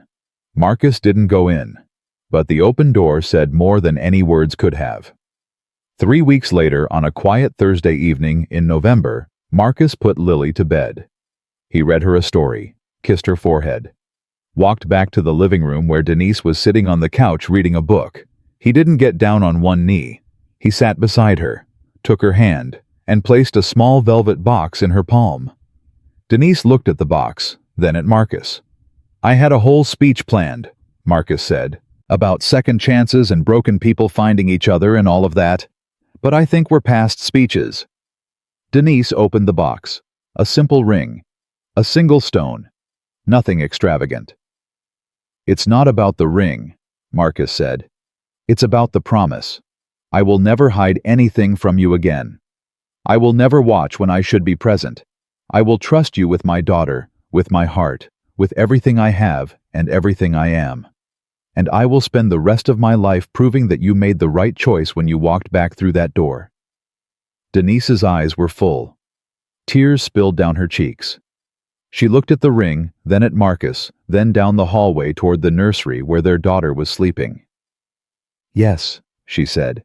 Yes, Marcus. Yes. He slid the ring onto her finger. She held her hand up and looked at it, and then she laughed a real, full, unguarded laugh that filled the room the same way Lily's laughter had filled it months ago. Lily's going to lose her mind, Denise said. I know. She's been trying to say your name for months, and now she's going to have to learn a new one. Denise wiped her eyes. What name? Mom. Denise pressed her hand against her mouth. Fresh tears. But these were different. These were the kind that come when something broken finally heals all the way through. From down the hall, Lily cried out in her sleep. Maddie! They both stood at the same time, looked at each other and laughed. I've got her, Marcus said. We've got her, Denise corrected. They walked down the hallway together, shoulder to shoulder, toward the sound of their daughter's voice. The wedding was small. That was Denise's only condition. No ballrooms, she told Marcus one morning while they were working with Lily on the playmat. No ice sculptures, no 7-tier cake. I want something real, something that feels like us. What does us feel like? Denise looked around the living room. The playmat on the floor. Elijah's wooden box in the corner. The stuffed elephant Lily was chewing on. The spot on the hardwood where they'd smashed the cameras 3 months ago. It feels like this, she said. Just this. So Marcus called a florist, a minister, and his mother. That was it. No wedding planner. No guest list of 200. No magazine spread. He rented an arbor, hired a string quartet, and had cherry blossom trees delivered to the backyard because Denise had once mentioned during a late-night conversation on the couch that her mother used to say cherry blossoms meant new beginnings. The morning of the wedding, Marcus was in the bedroom trying to tie his tie when his mother walked in. "You're doing it wrong," she said. "I've been tying ties for 30 years, Mom." "And you've been doing it wrong for 30 years. She stepped in front of him and fixed the knot with practiced hands. Then she held the tie and looked at her son. Really looked at him. "You're different, Marcus." "Different how? You're here. You're actually here. For the last year even, when you were standing in a room, you weren't in it. You were somewhere else. Somewhere dark. But now." She smoothed his lapel. "Now you're back. Denise brought me back." "No. Denise showed you the door. You walked through it yourself. That's the part that matters." Marcus covered his mother's hand with his own. "Do you think Elena would—" "Don't finish that question," his mother said firmly. "Elena loved you. She'd want you happy. She'd want Lily to have a mother who adores her, and she'd probably smack you upside the head for the camera thing, but that's beside the point." Marcus laughed.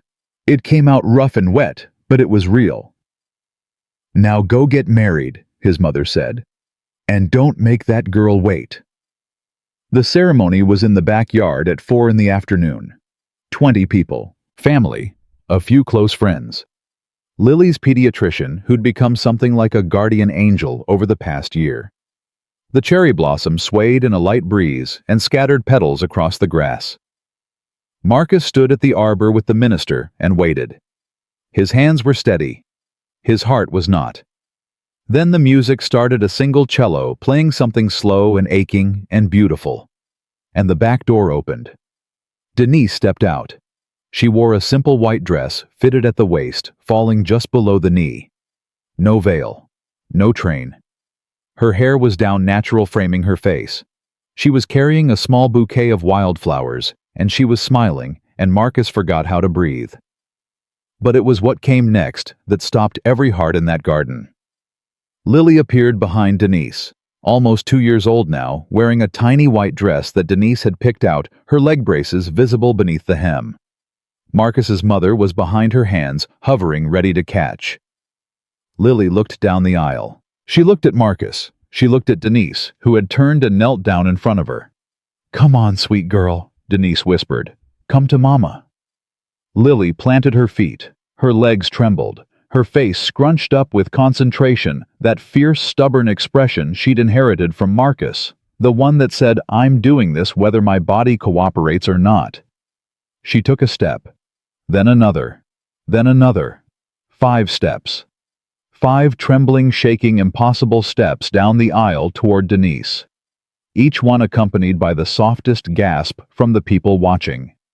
Each one a war between a broken body and an unbreakable will. On the 5th step, her legs buckled. Marcus moved before anyone else could.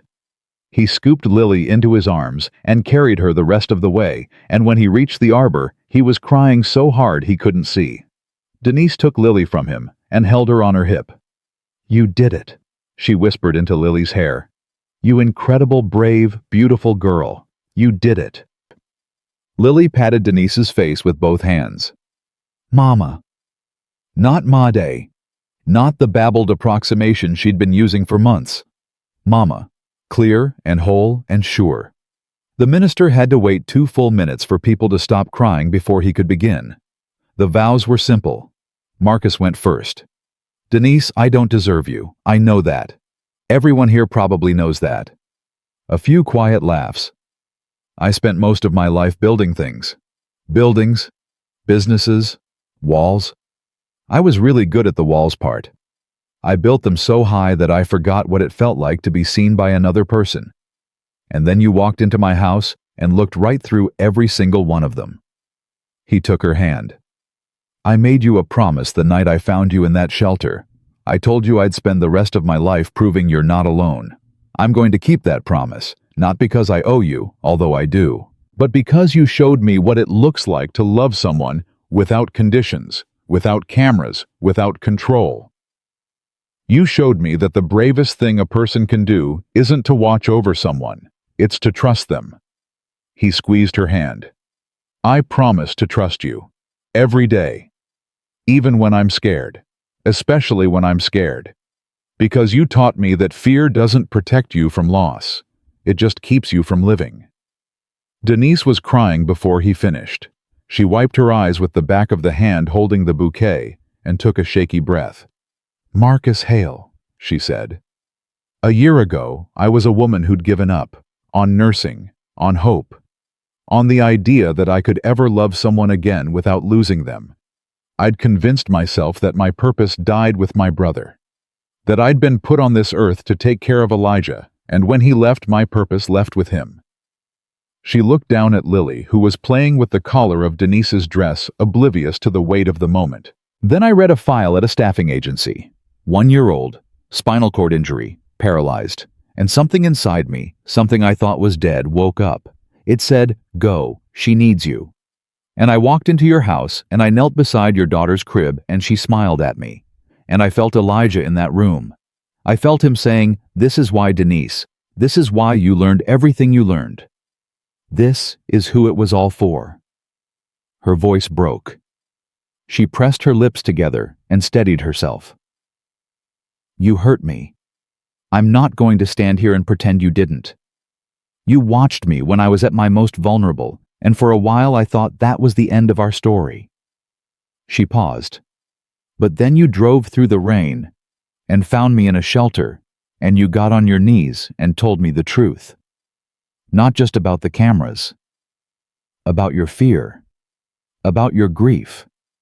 About the broken parts of yourself you'd been hiding from everyone. And I realized something. She touched his face. The same thing that broke you is the thing that broke me.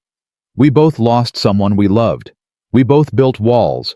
We both thought that if we could just control enough, protect enough, hold on tight enough, we could keep the world from hurting us again. But that's not how it works. You can't control love. You can't surveil your way into trust. You can only show up and stay and hope that the person standing in front of you is brave enough to do the same. She held his gaze. I promise to stay, Marcus, not because I have to, because you're my home. You and this little girl. You're where I belong, and I'm never leaving again. Mama, Lily said, pulling on Denise's collar. Dada. Close enough. Denise laughed through her tears. The minister pronounced them married. Marcus kissed Denise while Lily squirmed between them, slapping both their faces with her tiny hands. And the 20 people in the garden clapped and cried and laughed all at once. That evening, after the guests had gone, and the caterer had packed up, and the string quartet had carried their instruments to their cars, Marcus and Denise sat on the back porch. Lily was asleep inside, clutching her stuffed elephant, wearing her flower girl dress, because she'd thrown a fit when Denise tried to change her out of it. The stars were out. The cherry blossom petals were scattered across the lawn like confetti. She took 5 steps, Marcus said. 5 steps, Denise repeated. The doctors said she'd never walk. The doctors said her legs would never move. They didn't say anything about her will. Marcus looked at her. You really believe she's going to walk? Denise leaned back and looked at the sky. I believe she's going to do whatever she decides to do. That girl has more fight in her than anyone I've ever met, including you. Including me. You gave up, Marcus. For a while there, you gave up on everything. On your business, on yourself, on the possibility that life could be anything other than pain. You're right, I did. Lily never gave up. Even when she was lying in that crib staring at the ceiling, even when she wouldn't eat, even when she was screaming your name and mine and nobody was answering, she didn't give up. She was fighting. In the only way a 1-year-old knows how to fight, she was holding on. She gets that from her mother. Denise turned to him. Which one? Marcus felt his throat tighten. Both. They sat in silence for a while. Then Denise reached into the pocket of her dress, she'd had it sewn in specially, and pulled out the photograph. Lily's photograph. The one she'd taken from the refrigerator. The one she'd been holding in the shelter when Marcus found her. It was creased and soft from being carried for weeks. "I want to frame this," she said, "and put it somewhere we can both see it every day." "Why that photo?" "We have hundreds. Because this is the one I held when I thought I'd lost everything. This is the one that kept me from getting on that bus to Albuquerque. Every time I looked at her face in this picture, I heard her calling my name, and I couldn't leave." She turned the photograph over. On the back in her handwriting, she'd written 2 words. "Stay. Always." "I wrote that the first night in the shelter," Denise said. "As a reminder. To myself.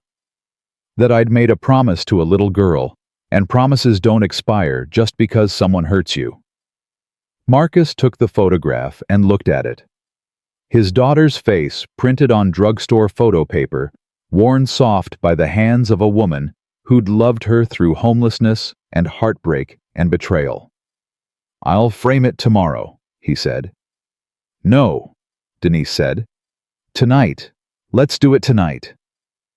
They went inside and found a simple wooden frame in a hallway closet. Denise slid the photograph in and set it on the mantel in the living room, right in the center, where both of them could see it from anywhere in the room. "There," she said. "Now she's watching over us, the real way." Marcus put his arm around her shoulder, and they stood there looking at their daughter's face behind glass, and the house felt different. Not quiet, not loud, just full. The months that followed were the kind of ordinary that Marcus had stopped believing in. Mornings on the playmat, afternoons of therapy and exercises, evenings on the couch, Lily between them watching cartoons she barely understood, but laughed at anyway. Denise re-enrolled in nursing school. Online courses at first, then weekend classes at Arizona State. She studied at the kitchen table after Lily was asleep. Textbooks spread out, highlighter in hand, and sometimes Marcus would find her there at midnight, asleep on her notes, and he'd carry her to bed the way she carried Lily. "You don't have to do this all at once," Marcus told her one night when she was stressing about an exam. "Yes, I do. I stopped once. I'm not stopping again." "Why now? You're already the best therapist Lily could ever have."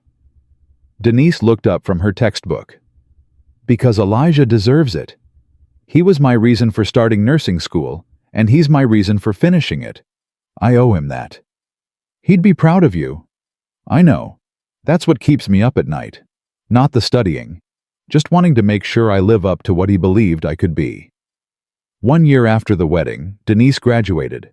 Marcus and Lily were in the front row. When Denise's name was called, Lily clapped her hands and yelled, "Mama," so loud that the entire auditorium laughed. After the ceremony, Denise hugged Marcus and said, "I want to do something. Anything. I want to open a therapy center for kids with disabilities, free services, no insurance required, no income check, just help, for any child who needs it. That's going to cost. I know what it's going to cost. I've already drawn up a business plan. I've been working on it for 6 months." Marcus stared at her. 6 months. "I didn't want to tell you until I had the plan right, because I know you'd write a check before I finish the sentence, and I need this to be mine. My idea. My plan. Your money if you're willing, but my vision." Marcus felt a swell of something enormous and uncomplicated rise in his chest. "Show me the plan." It was good. It was more than good. Denise had mapped out everything: the facility, the staffing, the programs, the outreach. Pediatric physical therapy, occupational therapy, speech therapy, parent support groups, all free, all funded by a foundation she wanted to name after her brother. "The Elijah Carter Foundation," Marcus read aloud. "For children like him. Children whose families can't afford the care they need. Children who get written off by the system because their bodies don't work the way they're supposed to." "When do we start?" Denise smiled. "Yesterday." The center opened 6 months later in a renovated building in downtown Scottsdale. Denise had overseen every detail: the therapy rooms, the sensory spaces, the play areas designed for children with mobility challenges. Marcus handled the construction and the finances. They hired 12 therapists, 3 social workers, and a part-time pediatrician. On opening day, Lily cut the ribbon. She was walking now slowly, with leg braces, each step deliberate and effortful, but walking. When Denise handed her the oversized scissors, Lily gripped them with both hands and snipped the ribbon with a concentration that made everyone laugh. The plaque beside the front door read, "The Elijah Carter Foundation. For Elijah, who taught me to love. For Lily, who taught me to hope." Denise stood in front of that plaque for a long time after the ceremony. Marcus came up behind her and put his hand on her shoulder. "You okay?" "I'm talking to him," Denise said softly. "In my head, telling him about this place." "What's he saying?" Denise smiled.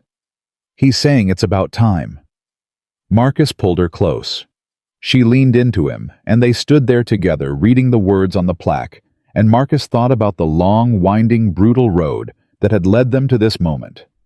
A drunk driver, a shattered spine, a funeral, 3 caregivers who quit, hidden cameras, broken trust, a shelter in the rain, a photograph held together by tears. All of it, every terrible, beautiful, devastating piece of it had led here, to this woman, to this place, to a little girl in leg braces who was currently trying to steal cookies from the refreshment table while Marcus's mother pretended not to notice. That evening, back home, Marcus put Lily to bed. She was exhausted from the day, her eyes already heavy, as he lowered her into the crib she was rapidly outgrowing. "Night, sweetheart." "Night, Dada." She yawned. Then, eyes half closed, she said, "Dada. Yeah, baby. Love, Mama." Marcus felt his heart crack open for the 1,000th time. "Yeah, baby. I love Mama too." "No." Lily opened her eyes and looked at him with an intensity that was startling for a 2-year-old. "Love Mama. Be nice." Marcus laughed. "I will. I promise. No cameras." He stopped laughing, stared at her. She was 2. She couldn't possibly know what that meant. She must have heard the word at some point, must have picked it up from a conversation she wasn't supposed to understand. "No cameras," Marcus said quietly. "Never again." Lily nodded satisfied and closed her eyes. Marcus walked out of the nursery and found Denise on the back porch. She was sitting in the same spot where they'd sat on their wedding night, looking up at the same stars. He sat beside her. "Lily just told me to be nice to you and no cameras." Denise burst out laughing. "That's my girl. She's your girl, all right." They sat together in the quiet. The house behind them was warm and lit. Inside, their daughter was sleeping peacefully. Down the road, a therapy center bearing her brother's name was waiting to open its doors tomorrow morning and change the lives of children who'd been told their bodies were broken beyond repair. Marcus took Denise's hand. "I spent my whole life building things," he said. "Buildings, companies, fortunes. I thought that's what mattered. I thought if I built enough, controlled enough, protected enough, I could keep the world from falling apart." He looked at her. "But the only thing I ever built that mattered is this, right here. You, Lily, this family. And I didn't build it by controlling it. I built it by letting go." Denise squeezed his hand. "You built it by showing up, Marcus. Every day. Even when it was hard. Even when you didn't know if I'd forgive you. You kept showing up. You made it easy." "No, I didn't." She laughed. "I made it really, really hard. On purpose." "Fair enough." From inside, Lily called out in her sleep. "Mama." Denise started to rise. Marcus put his hand on her arm. "I'll go," he said. He stood and walked inside through the living room where the framed photograph sat on the mantel, past the spot on the floor where they'd smashed the cameras, down the hallway to the nursery where his daughter was waiting. Because that's what family does. They show up. They stay. They choose each other every single day, not with surveillance, not with control, not with fear, but with trust, with truth, and with the kind of love that doesn't need cameras to prove it's real. The kind that just is. And that Marcus realized as he lifted his daughter into his arms and felt her small hand curl around his collar, was worth more than anything he had ever built or ever would build. Because buildings crumble, fortunes disappear, walls, no matter how high, eventually fall. But a family built on trust stands forever.